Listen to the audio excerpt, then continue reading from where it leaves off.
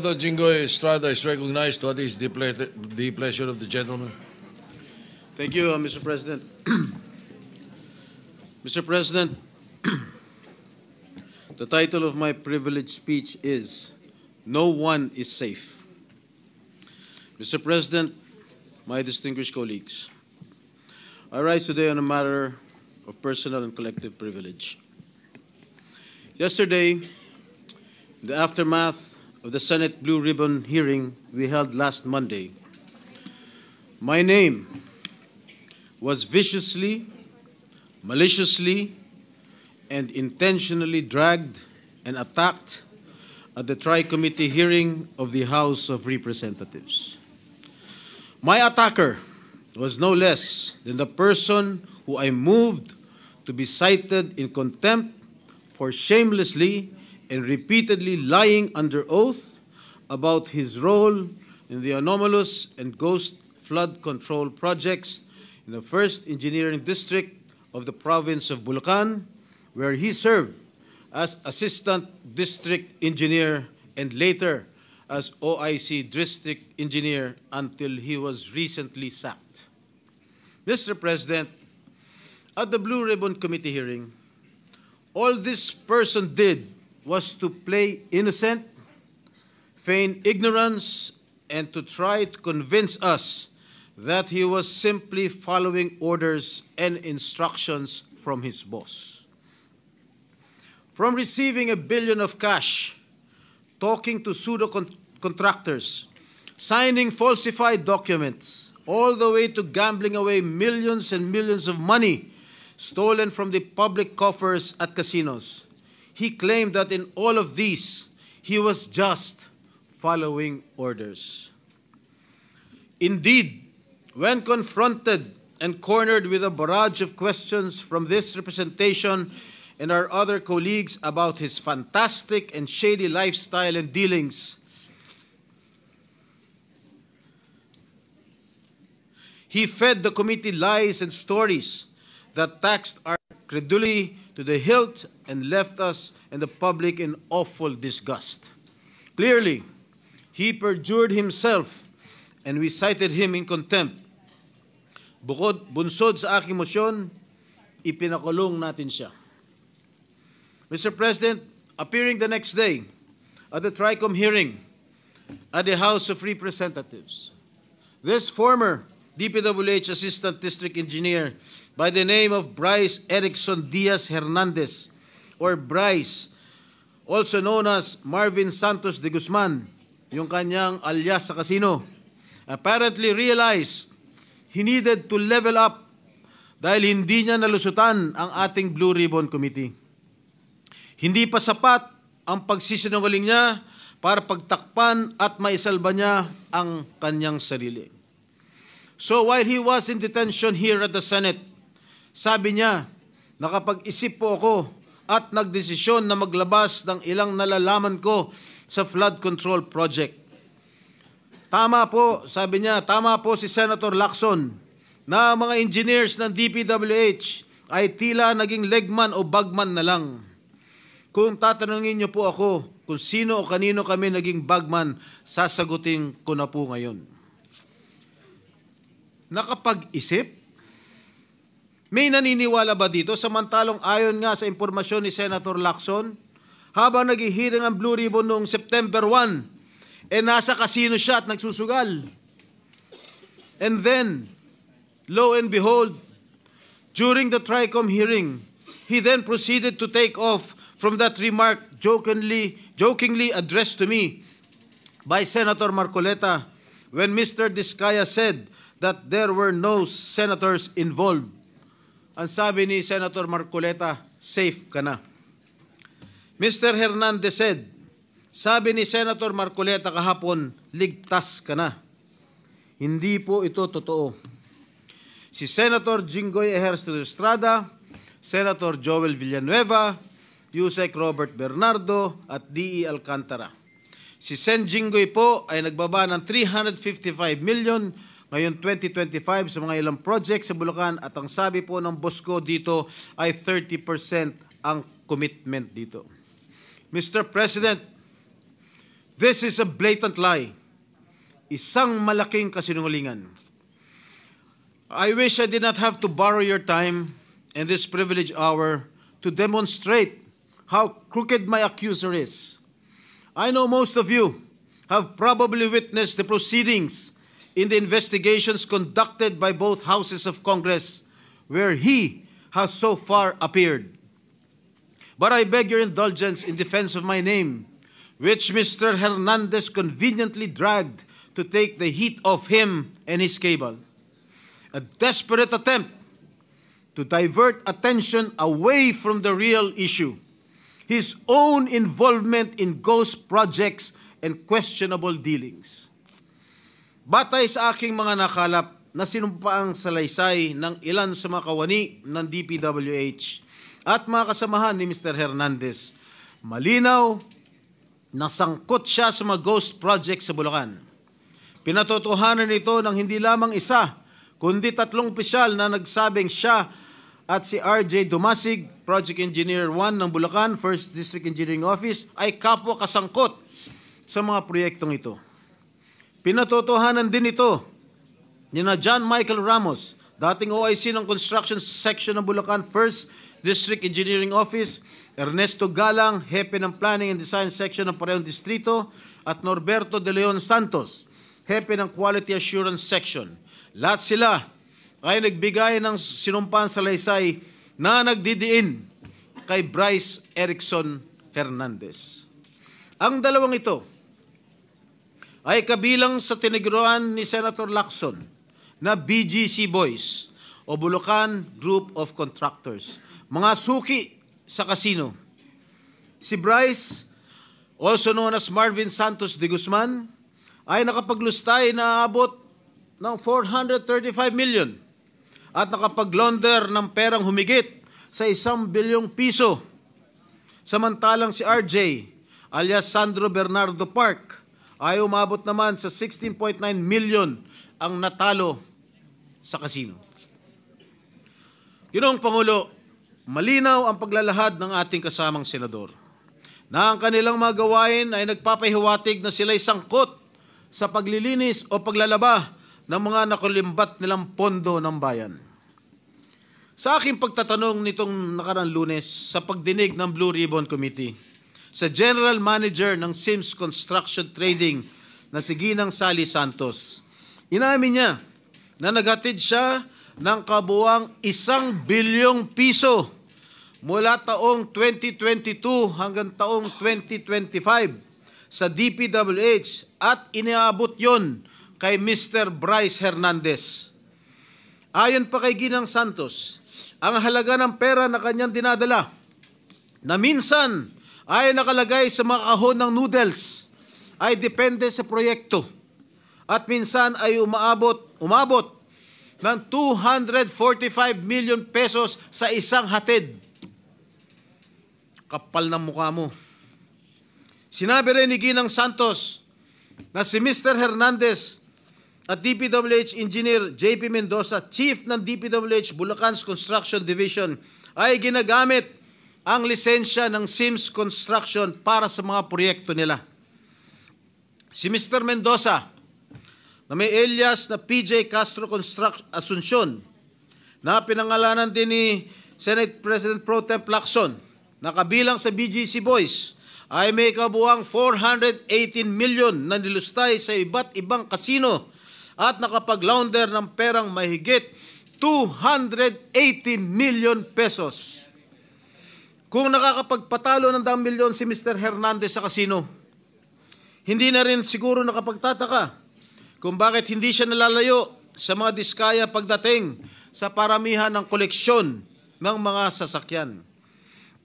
Nauna nang inamin ni Mr. Hernandez na siya at ang kanyang asawa na isang dating rank and file employee ng GSIS ay nagmamayari na mga mamahalang sasakyan gaya ng Dodge Challenger, Toyota Supra at Lamborghini Urus Performante.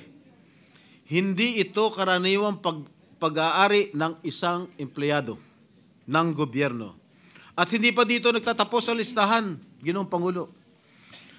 Nandun sa kanyang garahe, isang Ford Everest Ford Territory, Toyota Corolla Cross, Suzuki Jimny, Mitsubishi Pajero, Honda Civic Type R Turbo, and add to this his collection of high-end motorcycles, BMW R1250GS, Yamaha T-Max, BMW C400 GT, Ducati X Diavel Nera, Honda Goldwing, Ducati Street Fighter, BMW R1300 GS, Vespa scooter, at yung kanyang asawa, meron 2 Toyota Hilux, 1 Toyota Fortuner, Kia Carnival, BMD X3, Toyota Land Cruiser, Vespa Primavera, Honda, BMW.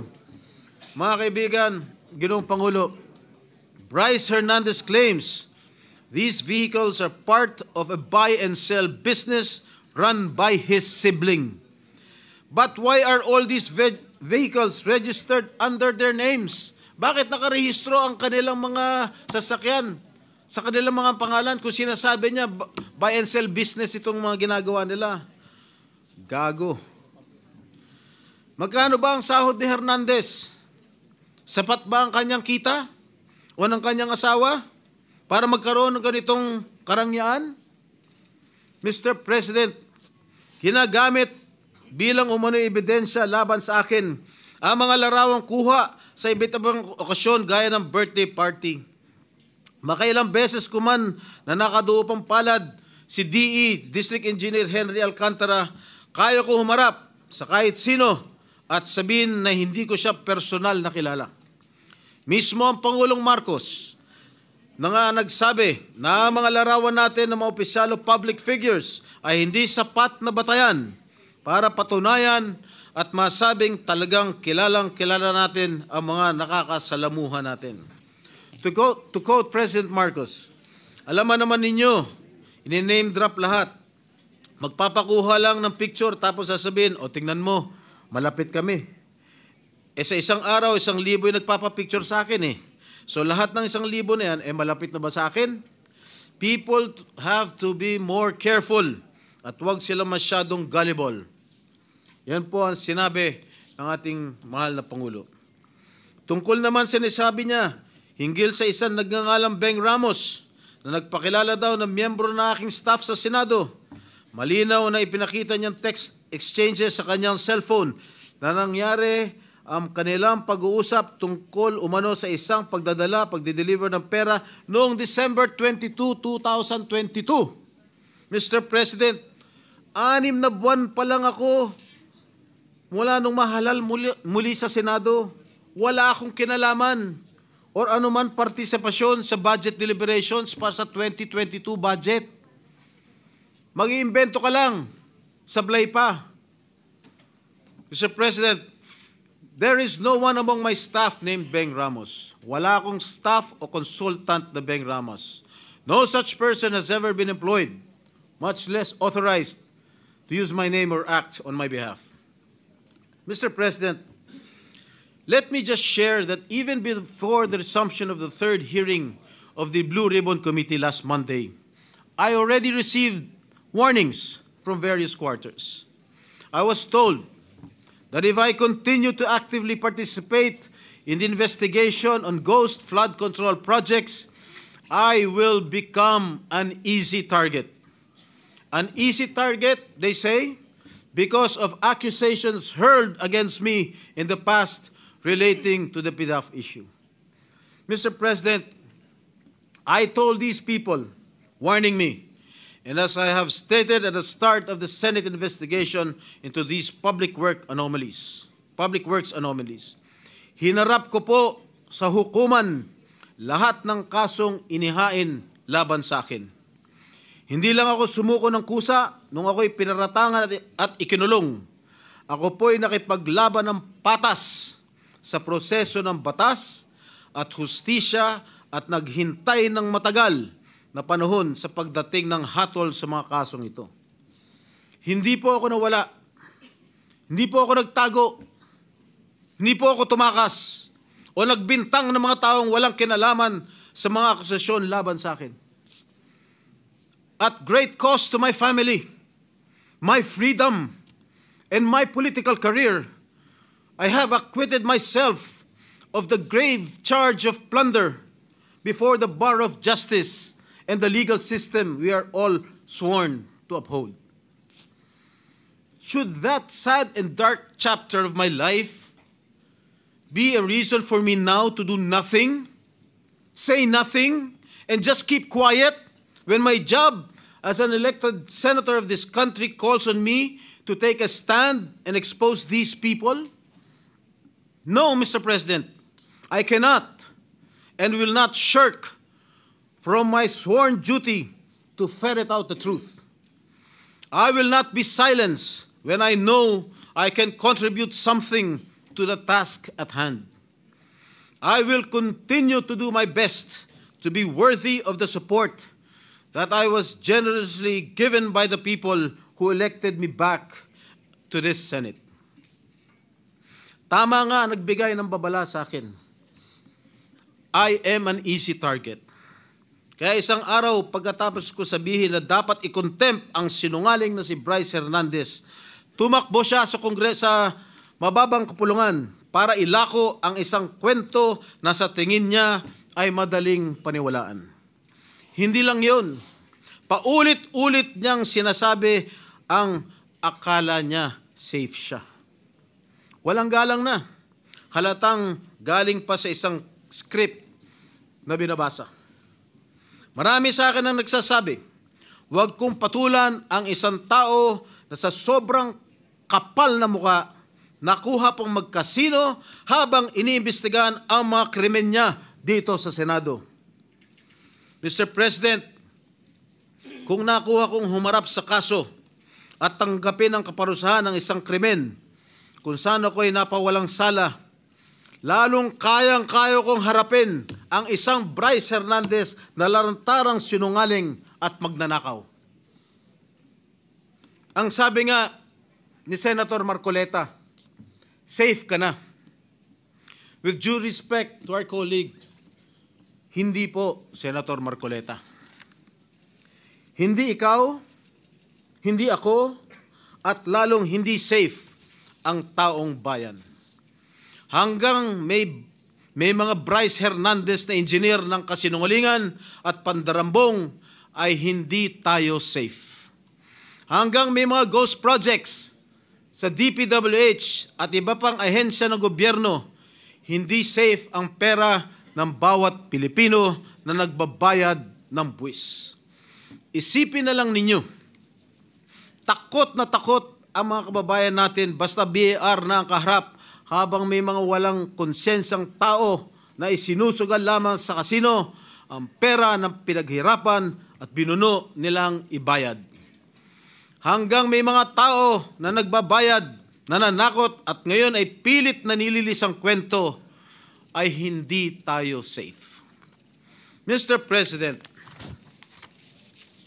my dear colleagues, if my opponents think that they can weaponize me, that they can weaponize my past to stop me from investigating, nagkakamali sila. If my critics think that funding a social media campaign against me will prevent me from going after liars, thieves, and crooks, hindi nila ako kilala.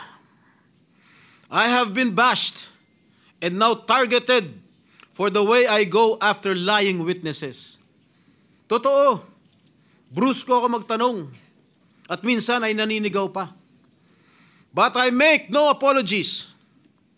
Subukan ninyong humarap sa mga taong sinungaling at mayabang pa. Mga witness na halatang halata na niloloko ka. Mga opisyal na gobyerno na nagmamalinis at nagtuturoan. Tingnan natin kung hindi kayo magalit. Mr. President, my brother, Senator J.V. Ejercito, is known as the good one. Okay lang po yan, dahil kapatid ko naman siya.